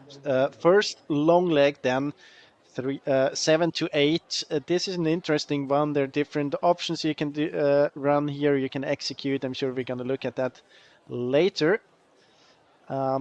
Then it's kind of transportation to 9 and 10, and then it's the decisive one. There are different options here as again to the last control and the finish. It's a bit of the same concept as we had before. There is actually a longer leg early or halfway through this final, and then another route choice towards the last control.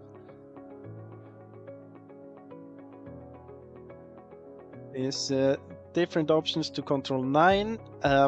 I wouldn't expect it to split up so much here at that point. You can see that you can execute differently to this one, but really decisive moment, I guess, will be at control 10 then, towards 11. You can see that the red one to the south, very easy to execute. Yeah, and that's the one we're going to go on here as they head out towards the streets. I mean, especially because we are towards the end of the course, you want to keep it simple. We have seen many of the athletes that prepared the last part of the course on the first loop. If you prepare this one, if you have this leg and you execute this route, it's very easy to prepare beforehand. If you go to the left and you do many turns, much harder to plan and keep and memorize as well.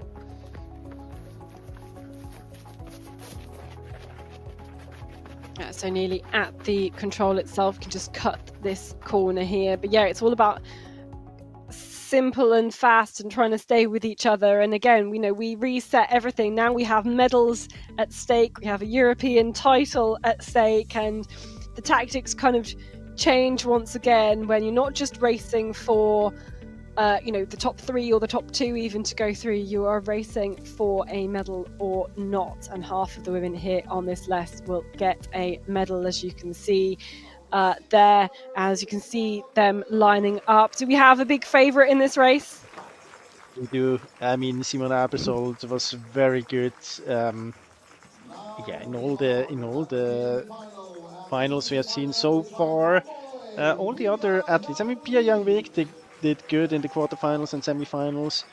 The other athletes, we had, for example, Sanna Fast, very impressive in the quarterfinals, then went out the semifinals. Natalia Gempele did quite good in the semifinals, not very impressive in the quarterfinals. Oh, I mean, she made it through, so that's good, but she was not outstanding there. So, in my opinion, we had one outstanding runner throughout the quarter and semi-final. That was Simona Aebersold, and she's the big favorite as well. We shouldn't count out, though, fast finishers like Ellie Punto. The way she finished, the way she got ahead of Malin Agavik Christiansen, she really has a really high top speed. The question is, will she, I think, keep the nerves together when it's your first time? She's still a junior being on a stage like this, and whether you've still got that in your legs after a whole day of knockouts and the qualification yesterday. But we're counting down the seconds. There she is. There is the favourite, Switzerland's Simona Aebersold. 2 Swiss in this final. And there we go, ready to head out. I would Heading be straight out here. I would be very surprised if Simona Aebersold would let it get a tactical race. I think she's gonna go to the lead and then try to put on a bit of speed and let the others suffer behind. I think that's the best option for her. Yeah, why should she do anything different? It's worked so well for her in so many different races, and she knows she's a step ahead of the others. She's gone to the lead straight away.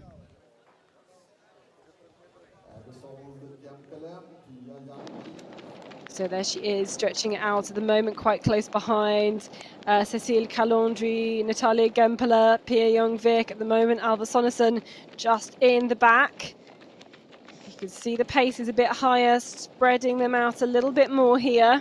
And here it's quite tricky. You've got all of these barriers. They're changing the barriers actually this time again compared to what we had in the other heats. And it means that things look slightly different, and with the barriers being see-through as well, sometimes it's hard to picture them. But of course, everybody going around here. In fact, actually, Sonnesson's gone a different way here. You can see she was off the back. The others going around this building on the right here is the town hall. You can see her taking the other route around this car park, where the over 100 stewards have been rearranging all of the gates. This is the third control. And they approach it very, very soon. Here they come. Still is Aebersold ahead of Gempele, then Calandry, then Young-Vik, and then Punto Sonnesson 4 seconds behind. So that slower route there. Now you can see that Aebersold, I mean, it's not a slow race here. She's really trying to put on some speed here. It's not super punishing yet, I wouldn't say, but it's fast enough just to gradually, you can see another one dropping off the back there. I don't know if that's Ellie Punto. We have been out there for about 3 minutes, so almost all of them can, I mean, many of the runners can follow in 3 minutes. Of course, it will So they make a don't take- difference after 6 or 7 minutes. So they take control 5, that's where they have the map flip. They'll go to 6, you can just see them there changing the direction. And then at 7, we'll see them, 7 is the same as 3, so we'll see them back again at the water feature. Then they have this big route choice. It'll be interesting. You can see them all reading the maps. Well, Natalia Gempler a bit less so as the rain comes down. And Simona Abersold first through. Goes around here. Valid route choice at this point. They could have chosen to go through the building.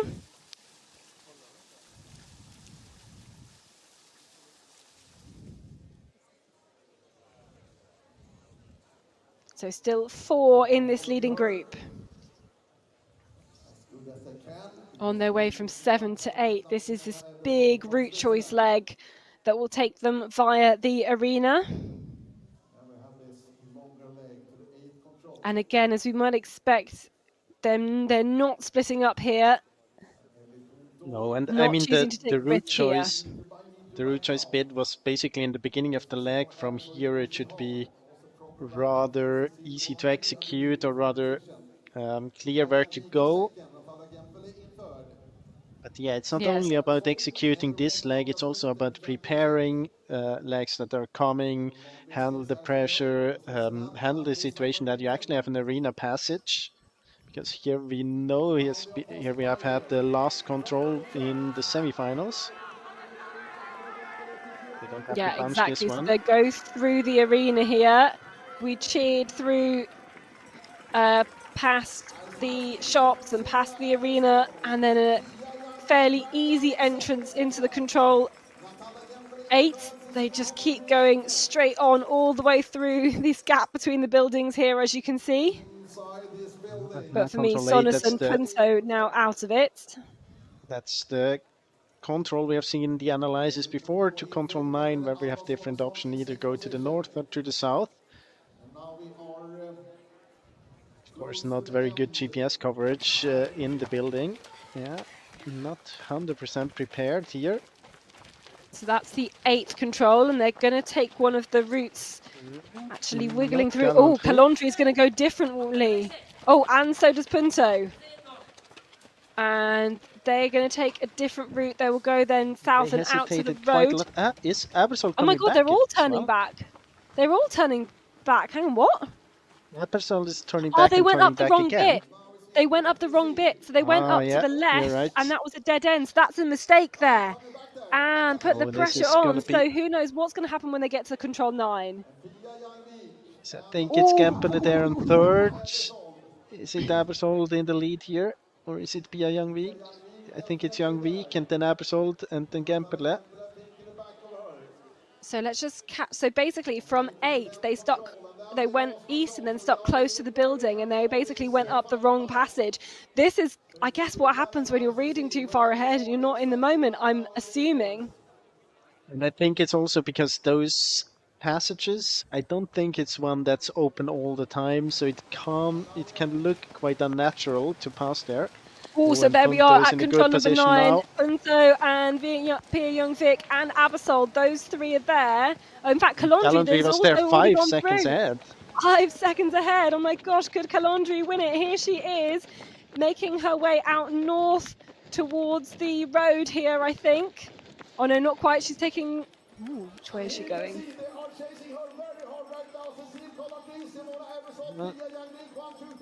She has to run around there. Control 10 first of all. Now it's the route choice to 11. Here we have now Abersold ahead of Pia Youngvik. There's another runner ahead though. I think it's Galandry. So it is Abersold chasing Galandry. There's not so much left of this course. Now this is the passage they missed before. And Calondri takes that bend. That's the shortest way. She's done this successfully. And it's managed, realizing the mistake of the others. There's a May lot well of win this course Kalundri her left first now. ever title. In fact, I think Abersol Abersol's gone the other go a way. different way. That's not good. She's hesitating But at control 8 now. she is indeed No, maybe the hesitating. GPS is... No, the GPS is not working in the passage, Okay, so in the we'll see tunnel. who approaches this last control first then. Here's Kalundri. Will she win her first ever She will, title? most definitely. There's the control, and she is ahead then of Pia Young-Vic in silver medal position. Takes that corner. There is Abersold, and it is Cécile Kalundri from France who is going to take the win today. Will be the European champion in this knockout. Pia Young-Vic from Norway takes the silver medal, and goodness me, Simona Abersold with the bronze. Ellie Punto, great work from the junior into fourth. Natalia Gempela into fifth. And goodness me, Alva Sonesson will come in to complete the six. And Kalundri, she did a fantastic job on the exit of control 8, where everybody else made that mistake. She realised, and that is why Cécile Kalundri has got the gold medal. Yeah, very impressive job. We thought that she was hesitating, but actually she was just not doing the mistake the others were doing, double checking the map there. Very well done by her. It's quite a surprise, I have to say. There are many runners on the list I would have put ahead of her, but she executed this one really good. And you mentioned it before, Ellie Punto, what a fantastic performance. She was only 3 seconds away from the medal as a junior in a race that you would say that, yeah, you have not, it's not a disadvantage to have some experience. Yeah, exactly. You want to know how to keep your nerves, but she had that speed in the end. I mean, Pia Young-Vic as well. That's her first medal for her. She's shown really high speed across all of the races.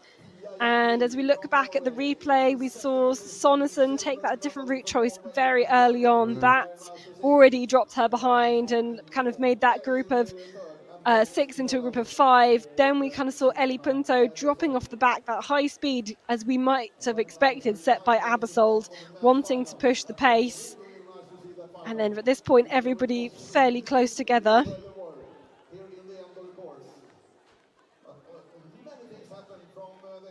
Yeah, but I mean, very similar here as well. Not unexpected that they took the same route here. It's a bit too early to risk anything or to take any different decisions. I didn't think it would be so hard to see that passage after control 8. I mean, you follow basically the line of the building towards the passage, but it just shows you, okay, you try to be ahead. You're not 100% in the moment for just a second and you can miss it. So here we have it.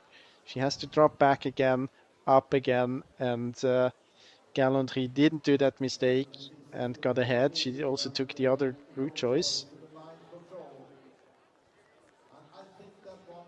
Yeah, that's what I said before. This one is easier to execute and it would have been probably quicker to go to the north, but of course not if you do a mistake like this.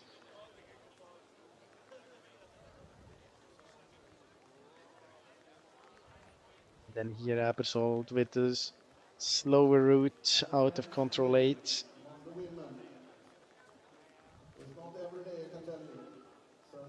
Yeah, I don't know whether that's lost her the silver medal or not, but Kalundri knew she had it done. Looking behind her there, she could celebrate on the run-in, and Kalundri could take the win.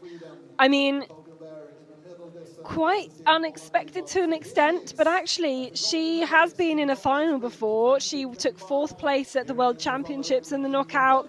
She's actually got a lot of experience now in this particular format, and she's showing it really works for her. So, you know, it's been a real breakthrough year for Cécile Kalundri. She took bronze in the World Cup middle distance and now the gold. Let's hear from her. European champion. How does that sound, Cécile? European champion.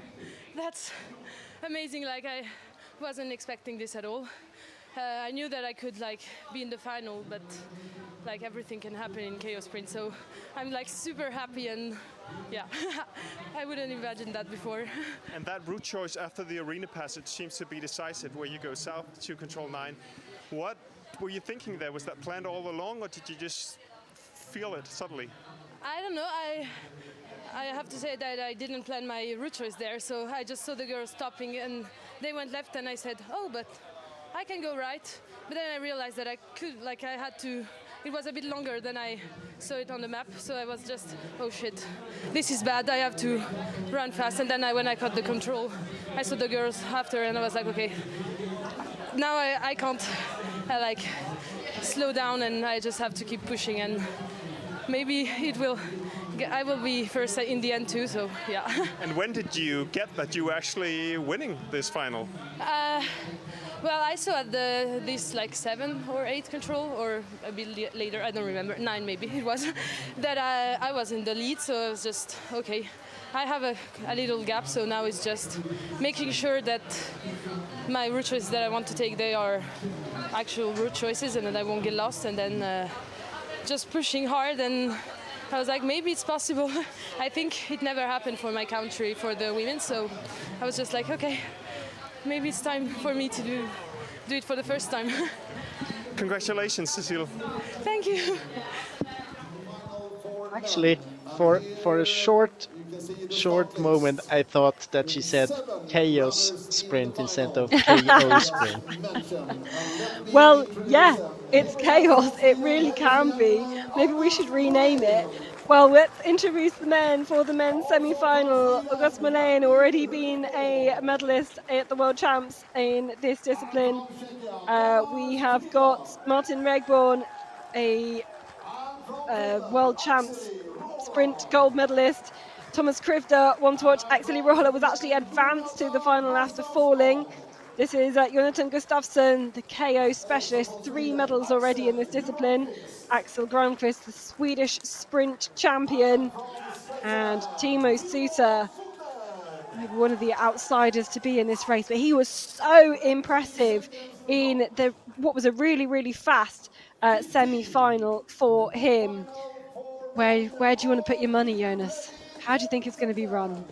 Well, from what I've seen before, I would put my money on Jonathan Gustafsson, but I have to say that August Mollén, I'm impressed by what he did towards the end, when he was very distinct in his orienteering and executing the controls. Yeah, I would go for Gustafsson or Mollén, actually. Well, but I've been wrong with every prediction today, so... Well, there are 4 Swedes in this final. There are 3 medals up for grabs. And at the moment, just taking it fairly steady out to the first control. Don't want to do anything too dramatic here. Looks like Martin Regborn near the front. Actually, now Timo Suter taking it on. And again, you can see Jonathan Gustafsson, about 1.5 meters behind, reading the map very carefully at the place where he actually wouldn't need to read the map too carefully, so he's already preparing stuff that's coming later on. Yeah, and we'll watch them. As we remember, most of the women stayed together on all of the route choices until the, well, I was going to say until the very end, but that's because they actually made a mistake there. So that's the kind of pressure that gets put on you when you're trying to do this sort of tactical race as well with the knockout sprint. Then you do get errors being made. And I mean, so if the speed is so low, you have you have 2 advantages basically when you run on the very end. I mean, you can plan your routes that are coming without getting in any troubles or situation where you have other runners stepping on your shoes, and you can actually see if anything happens ahead of you. So if anyone is going on another route, you can see both of the routes and you can decide where you want to go. So I think it's quite clever, but of course that only works when speed is low, because otherwise it's better to be at position 2 or 3, I would say. Yeah, you have to be so adaptable to the changing dynamics of this race. At the moment, not super fast as Regborn goes through ahead of Mollén. Then we have the Finn Ruhola, who was advanced. At the moment, he's not super slow, but it's not super fast either. It's not fast, let's be honest.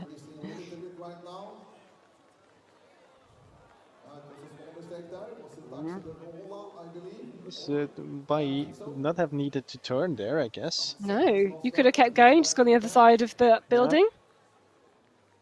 No problems at all. You can see it there, just before control 4. So the map flip at 5, and part of the reason why there are map flips is to prevent the athletes from planning ahead, or it's at least to make it harder for them to plan ahead. Yeah, to make it harder, because I don't think you can prevent it. No, but you it can't makes it prevent it. harder. You have this element of switching the map and having to switch back, find again the position where you are. Makes it quite hard. So if there's an attack, the second you plan ahead, it's quite tricky to get back on the map again immediately. For me, Martin Regborn leading this one, a bit of a surprise. He was quite far back in the semi-finals and then moved his way towards the front, and now they've lifted the pace. You can see just that acceleration there. And they slow back down again for the next corner. Do get a sense that the pace has just lifted and nobody going through the town hall at this point. Lift the pace, it's Mullane in second place, Thomas Krivda in third. Through these barriers then, it's almost a maze being created here.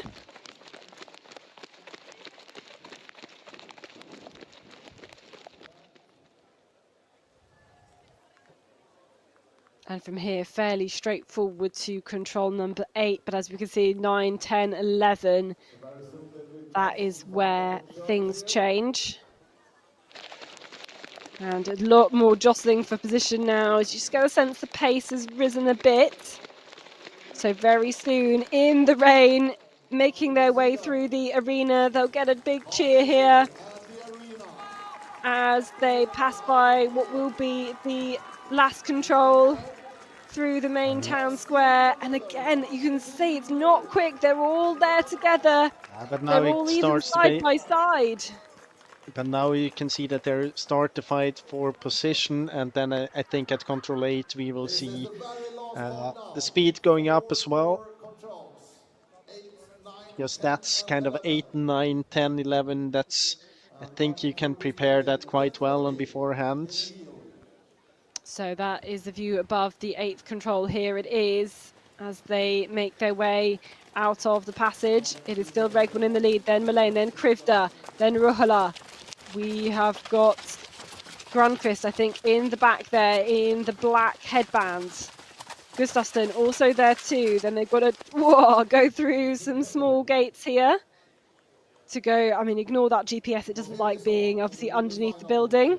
They all take the same route here to control number 9. This is where we saw Calandry go, where she won it due to the others' mistakes. Now it starts to be very important to have a good position, because otherwise it's going to be hard from 10, 11 in those narrow parts to win back positions. And the Swedes, I think, in number here. I don't know if there's any team tactics going on, but they're really trying to block the others, the Finns, out of it. And the Swiss as well, and still Regborn in the lead, then Mullane, then Krivda, so still the same 1, 2 and 3. More of a transportation leg next to control number 10, weaving in and out the cars. And they split up a bit here to get to the 10th control itself, and now going round the car park, they will get to the control, slightly different directions, and now we see what they do. Do they go the same way? They do. Who is ahead? We've got Ruhala in there, we've got Krivda. Who's that ahead? It's one of the Swedes. I think it is Mullane. So around the garden here, around these fence-off areas, and they've strung out here. Just that route into 10 and split them up there. I think we're behind Regborn. Then it's Grunquist ahead there. But there is Gustafsson dropping through here, wanting to try and keep far that behind here, Jonathan high. Gustafsson. Anything could happen though. Going to the north. Open. Granqvist going to the north. That is probably, it might be quicker because you don't have as many of those turns as you can see. Let's see how so here what I think we have Mullane up there. Let's see where the others are. They already punched. This is Ruhala. Gustafsson is there ahead of Krifta. Does he have the speed to get in? But August Mullane will take the win here. He put himself into the right position. Where it mattered was just on the edge of Regman's shoulders. And I don't know who's got it on the line. It's given to Ruhala there on the screen ahead of Gustafsson. Krifta into fourth, Suter there in fifth, Granqvist in sixth, and Regborn then, who was leading for so much of that, taking the other route choice, into seventh in the end. And it was almost just that positioning, getting into control 10 and the route choice into 11 as we might have expected. But August Mullane was always in second place, just behind Regborn, and he just played it so well. As I said before, again, he was very distinct. He had a plan. He was very good executing it towards the end, exactly as he did in the semi-final. That was very impressive by August Mullane. He had very good speed as well. And another medal for Jonathan Gustafsson. Another championship, another medal.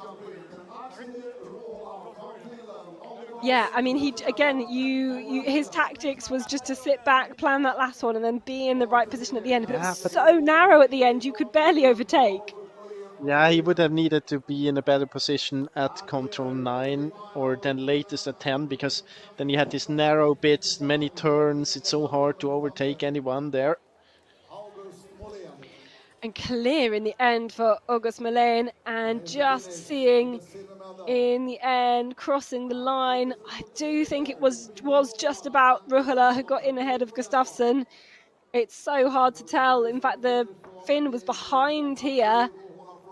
Still behind here. Still behind here. Clearly behind. Still behind here. Oh, so maybe it is Gustafsson into. Oh, I don't know. We're going to have to wait and see. Well, on the video seen before, it looked very clearly that Ruhala was ahead. But that different angle makes things look slightly different. And this one, a lot less drama than the women's race, keeping it together, and probably because of the lower speed for round, relative speed for around most of the course.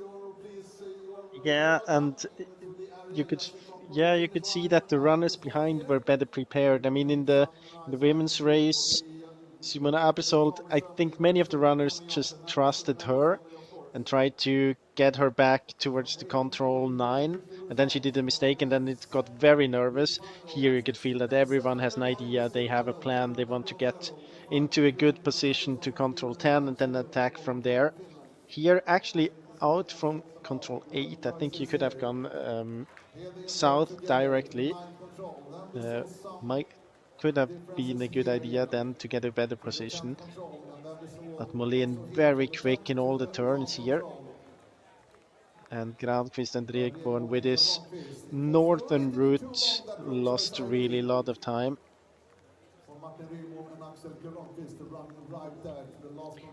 And I tell you what, it was tricky conditions as well. They've all done incredibly well just to stay upright here on those slippy flagstones of the town square. But look at that. Look at the look on August Mullane's face. He's, again, we've kind of talked about him before as being that knockout specialist. Incredible work from him then, with winning medals before, but now the European title.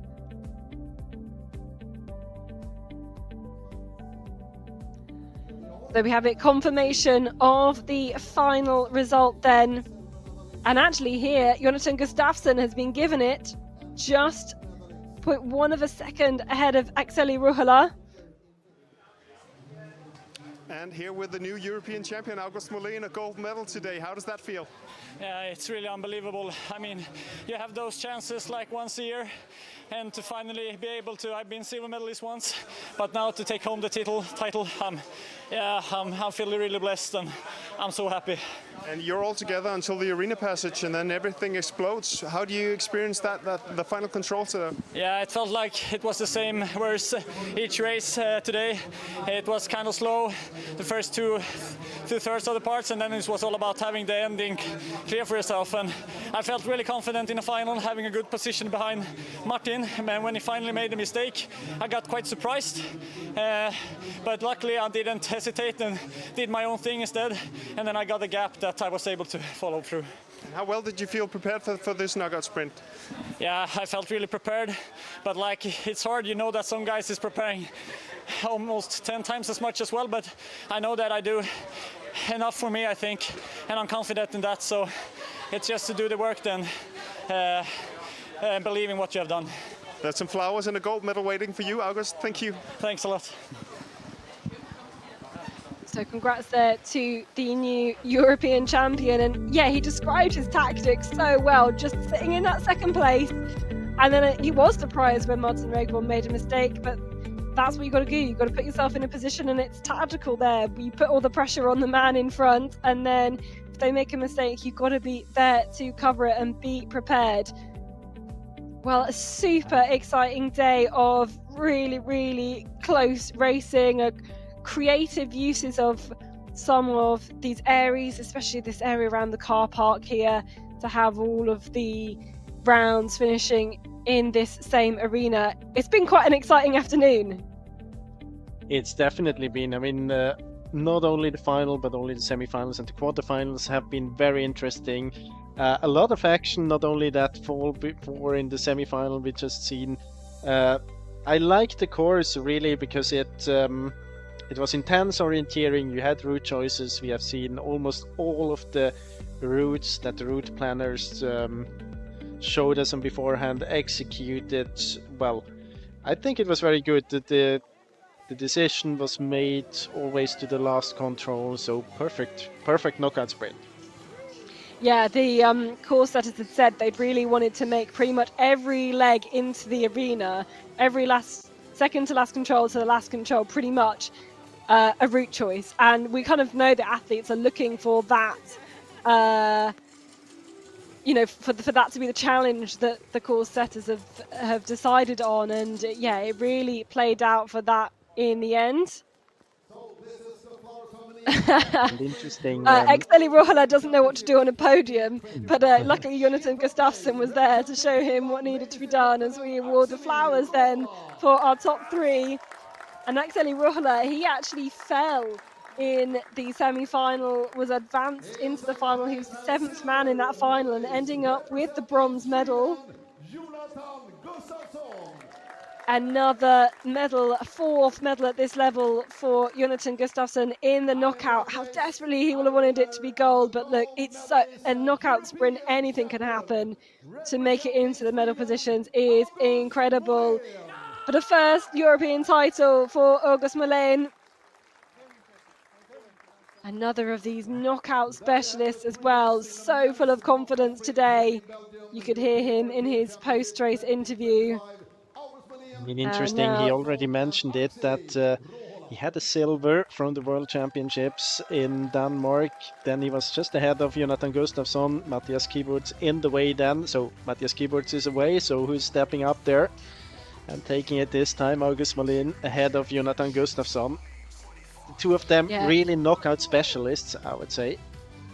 Yeah, and good mates, I think, as well. They've been to lots of competitions together.